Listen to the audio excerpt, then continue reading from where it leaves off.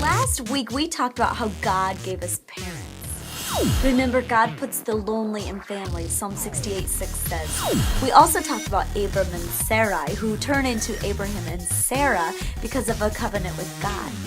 It starts out in Genesis chapter 12, where God calls Abram and Sarai to leave their country that they grew up in. And so they gather up all of their belongings, they gather up their nephew Lot, and they head to a new land. And all along the way on this journey, there are mistakes that happen. There are moments that God speaks to Abram and reminds him, look, Abram, if you keep your eyes on me, I will bless the people that bless you. I will curse the people that curse you, and I will make you a father of many nations. It sounds like a great promise, but it was a long time coming. And Abram was trying to figure out what God was wanting him to do, but God wanted him to be patient and to obey. Every time that God spoke to Abram, he would build an altar. An altar was a place to remember what God had done and what God had spoken. And it was very important that Abram did this because as you go through life, sometimes you forget. And so it is important with us. When God speaks to us, it's important to write it down. Or sometimes we may be on a trip or somewhere that God has taken us, and we can get a souvenir or pick up a rock and to hold on to remember this is what God has done.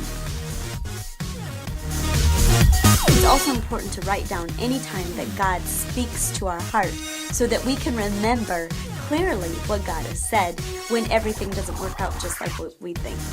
Anyway, when Abram and Sarai were quite old, God spoke again to Abram after a huge mistake that he made, and there was another son out of the deal. His name was Ishmael. God spoke to Abram and to remind him again, Abram, if you will keep your eyes on me, I will bless those who bless you, I will curse those who curse you, and I will make you a father of many nations. And then this time he said, this child will come from you. Abram laughed because he was like, now that I'm old, this will happen? And God said, yes, it would happen.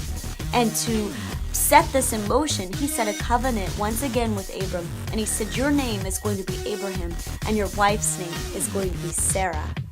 Soon after this, 3 men came to visit Abraham,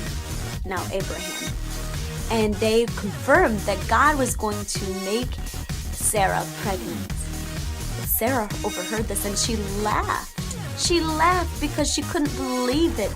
Here she was, 90 years old, and she was going to have a baby.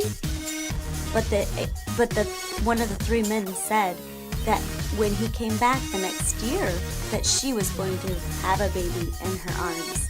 And sure enough, she did. That baby's name was Isaac. And Isaac grew up to know who God is.